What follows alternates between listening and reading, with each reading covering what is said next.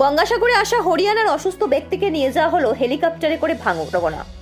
গতকাল হরিয়ানা থেকে একদল তীর্থযাত্রী গঙ্গাসাগর এসেছিলেন। এদের মধ্যে ছিলেন 50 বছর বয়সী নামে এক ব্যক্তি। আজ হঠাৎ হার্টের সমস্যায় তিনি অসুস্থ হয়ে পড়েন। সঙ্গে সঙ্গে উদ্ধারকারী দল অস্থায়ী হাসপাতালে আনেন। সেখানে চিকিৎসকেরা তাকে দেখে কলকাতায় হাসপাতালে স্থানান্তরিত করার সিদ্ধান্ত নেন। আজ তড়িঘড়ি এয়ার অ্যাম্বুলেন্সের মাধ্যমে তাকে কলকাতার এমআর বাঙ্গুর হাসপাতালে স্থানান্তরিত করা হয়। এই নিয়ে গঙ্গাসাগরে জনপুর না থেকে লেন্সের মাধ্যমে কলকাতায় স্থানান্তরিত করা হয়। নিজস্ব সংবাদদাতা আমার বাংলা নিউজ।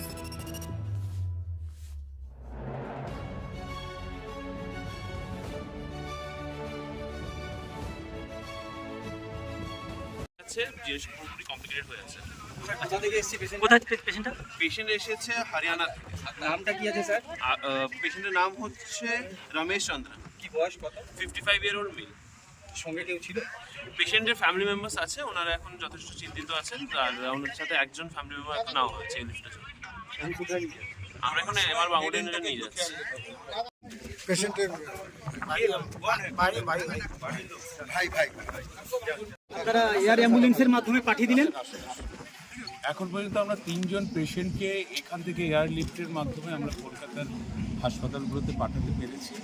এই যে গঙ্গাসাগর মেলা যেখানে অনুষ্ঠিত হয়, আপনারা জানেন যে এটা একটা প্রতিকূল ভৌগোলিক অবস্থানের মধ্যে রয়েছে এবং তাই লক্ষ লক্ষ মানুষ যখন এখানে পুণ্য স্নান করতে আসেন, আমাদের পশ্চিমবঙ্গ সরকারের মাননীয় মুখ্যমন্ত্রী মমতা বন্দ্যোপাধ্যায় তাদের জন্য নানা রকম সরকারি পরিষেবা রেখেছেন। তার মধ্যে একটা হচ্ছে এয়ার অ্যাম্বুলেন্স। অর্থাৎ এখানে কোনো রোগী, কোনো মানুষ যদি অসুস্থ হয়ে পড়ে, তাকে এখানে ট্রিটমেন্ট করার জন্য একটা চিকিৎসা ব্যবস্থা করে তোলা হয়েছে। কিন্তু সেখানে তার থেকেও যদি ক্রিটিক্যাল অবস্থা হয়, তখন তাদের কলকাতায় যদি ট্রান্সফার করতে হয়, তার জন্য এই এয়ার অ্যাম্বুলেন্স রাখা হয়েছে। এই এয়ার অ্যাম্বুলেন্সের মাধ্যমে আমরা দ্রুত রোগীকে পাঠিয়ে দিচ্ছি। এখানে রমেশ চন্দ্র বলে এক ব্যক্তি, 52 বছর বয়স, উত্তরপ্রদেশ থেকে নিয়ে এসেছে। উনি সিওপিডি পেশেন্ট আছেন এবং কার্ডিয়াক ফেলিওর হয়েছে ওনার। তাই ওনাকে এখন এয়ার অ্যাম্বুলেন্স করে আমরা এমআর বাঙ্গুর হাসপাতালে আমরা পাঠিয়ে দিচ্ছি। এখন এই পর্যন্ত 3 জনকে আমরা কলকাতা পাঠাচ্ছি। Thank you sir.